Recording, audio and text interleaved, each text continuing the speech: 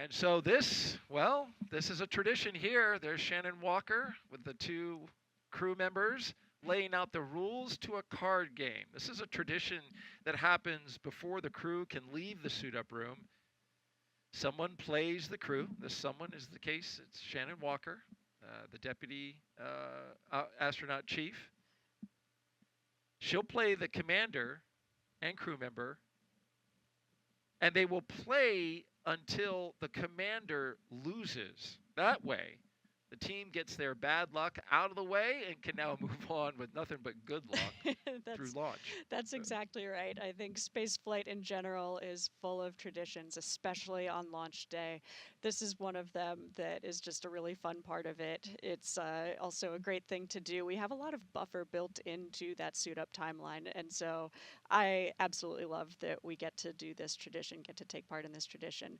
The rules change a little bit, and so the chief or the deputy chief might make up something special specific to that crew. So you can imagine maybe the number 9 is going to feature heavily today or something like that. So the rules change a little bit every time, but yes, you're exactly right. The tradition is that we must play until the commander loses. So we'll see what happens. And yeah, it's great to see they're playing with a card deck that I actually made for them.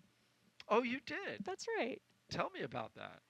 It's, well, you know, I guess my last name is Cardman, and so it's trying to live up to the name. But this is something that I've done now for crews that I work closely with.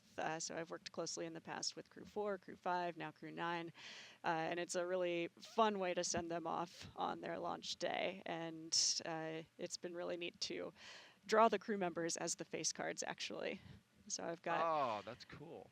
Nick Hague as the king for each suit, and Aleksandr Gorbunov is the jack of each suit. Any reason that you chose for those particular? Well, you know, that just happened to just work out that way. Yeah, I followed my instinct there. For Crew 5, it was fun because they had Anna, Koichi, Josh, and then I made so Nicole King, the queen. Yeah, that's right. So their initials kind of lined up nicely with the face cards. So do you happen to know, it looks like they're getting ready to start the game. Do you know what game they're going to play? I don't know exactly the rules of today's game. Well, only Shannon Walker knows right now, and perhaps, hopefully, Nick and Alex as they're about to start playing. She's been laying out the rules. Yeah, it's fun to see them laughing with each other. Yeah. Must have been pretty funny. Yeah, this is something to me that just is really the human side of spaceflight. Absolutely. And it's fun to get this insight. This isn't something that we saw in the past, although it was happening, you know, all the way back to the shuttle missions. But now the astronaut office has said, hey, you know, we'll share this with the public. I greatly appreciate it. We started doing this back in Crew 7, I believe. That's right. Yeah, I love that we get to share this now. I think it's such a privilege to get to fly and represent our countries and the international partnership here. And the more of that story we can share with everyone watching, I think the better.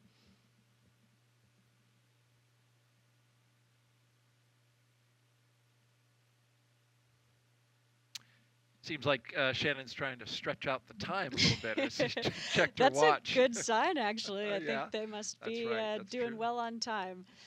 We love having buffer in the timeline.